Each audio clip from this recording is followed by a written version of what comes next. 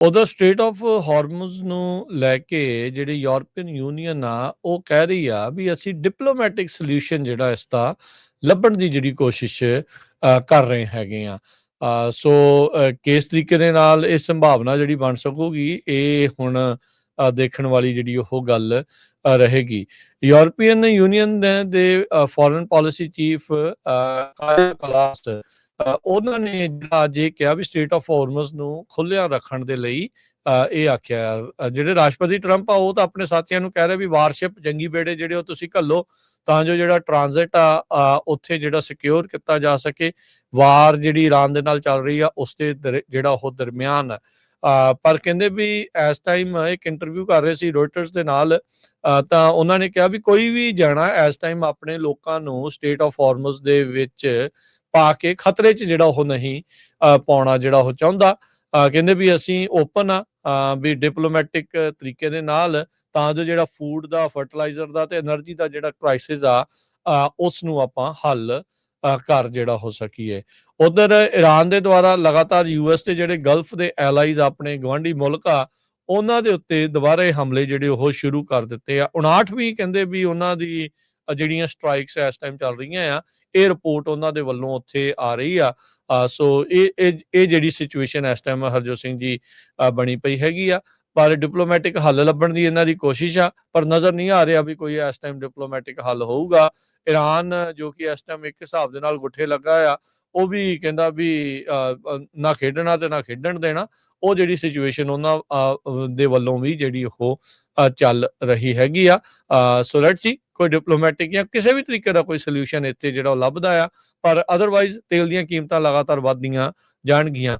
ਪਿਛਲੇ ਦਿਨਾਂ ਦੇ ਵਿੱਚ ਜਿਹੜੇ ਆਇਲ ਰਿਜ਼ਰਵ ਸੀ ਉਹਨਾਂ ਨੂੰ ਵਰਤਣ ਦੀ ਜਿਹੜੀ ਗੱਲ ਸਾਰੇ ਮੁਲਕਾਂ ਨੇ ਆਖੀ ਸੀਗੀ ਉਹ ਕਿੰਨਾ ਕੁ ਚਿਰ ਆਇਲ ਰਿਜ਼ਰਵ ਜਿਹੜੇ ਉਹ ਚੱਲਦੇ ਰਹਿਣਗੇ ਇਹ ਹੁਣ ਵੱਡੀ ਜਿਹੜੀ ਹਰਜੋਤ ਸਿੰਘ ਜੀ ਟੈਨਸ਼ਨ ਦੇ ਵਜੋਂ ਜਿਹੜਾ ਉਸ ਨੂੰ ਦੇਖਿਆ ਜਿਹੜਾ ਉਹ ਜਾ ਰਿਹਾ ਆ ਵੀ ਉਹ ਕਿੰਨਾ ਦੇਰ ਤੱਕ ਜਿਹੜੇ ਉਹ ਸਰਵਾਈਵ ਕਰ ਸਕਣਗੇ ਤੇ ਜੇ ਤੇਲ ਜਿਹੜਾ ਉਹ ਲਗਾਤਾਰ ਨਾ ਉੱਥੋਂ ਡਰਾਈਵ ਕਰਕੇ ਨਿਕਲ ਸਕਿਆ ਨਾ ਉੱਥੋਂ ਨਿਕਲ ਸਕਿਆ ਉਸ ਸਮੁੰਦਰ ਦੇ ਰਸਤੇ ਚੋਂ ਤਾਂ ਫਿਰ ਮੁਸ਼ਕਲ ਜਿਹੜੀ ਆ ਉਹ ਕਾਫੀ ਜ਼ਿਆਦਾ ਵੱਧ ਜਾਵੇਗੀ।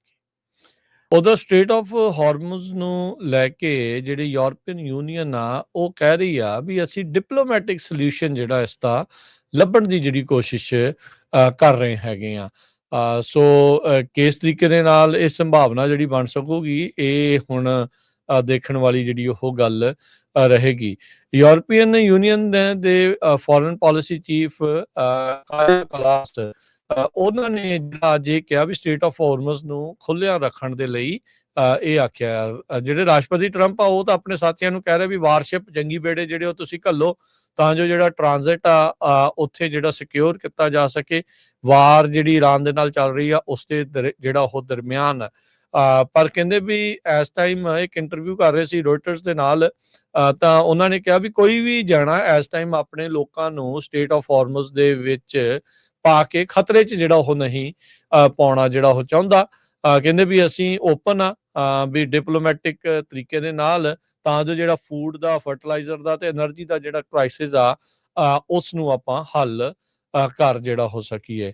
ਉਧਰ ਈਰਾਨ ਦੇ ਦੁਆਰਾ ਲਗਾਤਾਰ ਯੂਐਸ ਦੇ ਜਿਹੜੇ ਗਲਫ ਦੇ ਐਲਾਈਜ਼ ਆਪਣੇ ਗਵਾਂਢੀ ਮੁਲਕ ਆ ਉਹਨਾਂ ਦੇ ਉੱਤੇ ਦੁਬਾਰੇ ਹਮਲੇ ਜਿਹੜੇ ਉਹ ਸ਼ੁਰੂ ਕਰ ਦਿੱਤੇ ਆ। 59 ਕਹਿੰਦੇ ਵੀ ਉਹਨਾਂ ਦੀ ਜਿਹੜੀਆਂ ਸਟ੍ਰਾਈਕਸ ਇਸ ਟਾਈਮ ਚੱਲ ਰਹੀਆਂ ਆ ਇਹ ਰਿਪੋਰਟ ਉਹਨਾਂ ਦੇ ਵੱਲੋਂ ਉੱਥੇ ਆ ਰਹੀ ਆ।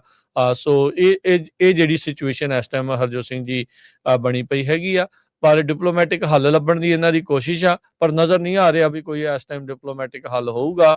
ਈਰਾਨ ਜੋ ਕਿ ਇਸ ਟਾਈਮ ਇੱਕ ਹਿਸਾਬ ਦੇ ਨਾਲ ਗੁੱਠੇ ਲੱਗਾ ਆ ਉਹ ਵੀ ਕਹਿੰਦਾ ਵੀ ਨਾ ਖੇਡਣਾ ਤੇ ਨਾ ਖੇਡਣ ਦੇਣਾ। ਉਹ ਜਿਹੜੀ ਸਿਚੁਏਸ਼ਨ ਉਹਨਾਂ ਦੇ ਵੱਲੋਂ ਵੀ ਜਿਹੜੀ ਉਹ ਚੱਲ ਰਹੀ ਹੈਗੀ ਆ।